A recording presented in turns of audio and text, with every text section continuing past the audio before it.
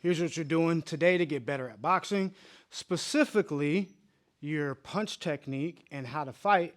And what we're using today is the heavy bag to do so. This is a equipment that doesn't necessarily require the heavy bag. You can use it to get punch resistance as well. And it's a better visual for you than doing it from a shadow boxing standpoint. The only difference is the heavy bag doesn't have arms or legs, and it is swinging, but you can imagine your opponent's arms or legs. If you're a pro at this is how we're gonna get more out of it, but it is beginner friendly for you to start understanding getting this combination together. But because we are using a specific combination on the bag to get better at fighting, we want to act as if we're fighting the bag and we're using the heavy bag as practice to do so.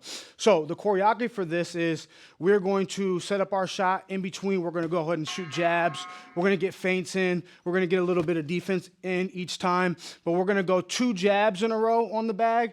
Then we'll get into our combination. Disengage, add some feints, add some movement, then get 2 jabs in a row, and then get into the combination, then reset, add feints and movement. But more importantly, that's the choreography I'm saying that we're going to do right now.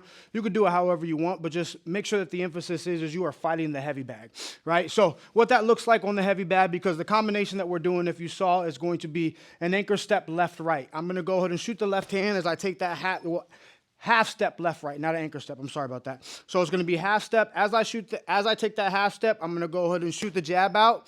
Then as soon as I go ahead and land with that half step, I'm going to go ahead and fire the right hand all the way through. Now this is easier to visualize because wherever the bag is at, that's where I'm going to go ahead and aim. Wherever the bag is at, that's where I'm going to go and exit. So the setup for you, once we get in range, where the fight's going to go and start, which is close enough to the bag where I can hit it, but also where the bag can hit me if it had arms or legs, is it's going to be half step, distracting with the jab at the same time. As soon as that foot plants and the distraction is gone, you're going to go ahead and come through with the right hand. Now, that's the setup. What we do on the inside is landing the right hand. That's the shot that we're trying to land. So we need to make sure that everything's correct as we're on the inside, which means that my offhand is protecting myself as a space I get into. And so now once we've landed, we have to get the exit out the way. And the way that we're going to exit right now is just hopping off the line to go ahead and get footwork in. Now, I would disengage, add some feints. If you notice, I'm not close enough to the bag, because if I am close enough to the bag, we're in engagement range, which means I need to go ahead and be aware. But as soon as I get close enough to the bag, I'm going to fire that jab and get back out.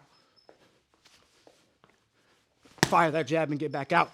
And if you notice, that jab is supposed to be a half step, so I can go ahead and see if I can get that shot off. Me dipping to that side again is seeing if I can go ahead and get that right hand off and what my opponent does if I were to get there, so that way I can set up this entire choreography.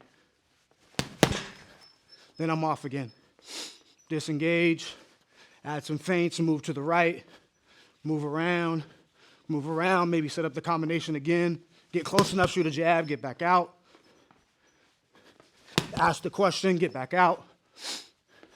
Then we get into the combination, get back out. So that's how we will incorporate on the bag. Once again, because this is a lot of information, I do not need you going 3 minutes all the way. Keep those intentions pure.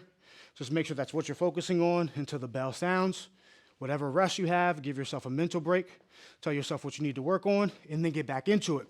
Now, as a tip, what I'm going to go and suggest for you is record yourself doing this, because at that point, afterwards, you can look at any critiques that you may have had. Maybe you were dropping the right hand. Maybe you were telegraphing it too much. Maybe your exit was wrong.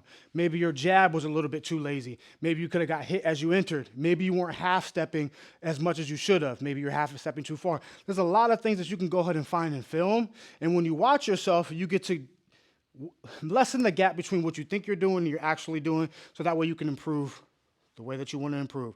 So that is the emphasis on the heavy bag today. It is our half step 1-2, because we are having an emphasis on our half steps today, and that's what you do with your warm-ups. That's what you're doing with your cool down. If you don't have access to this heavy bag, do more shadow boxing rounds, because you have to do shadow boxing at the end of my workouts in my system anyways.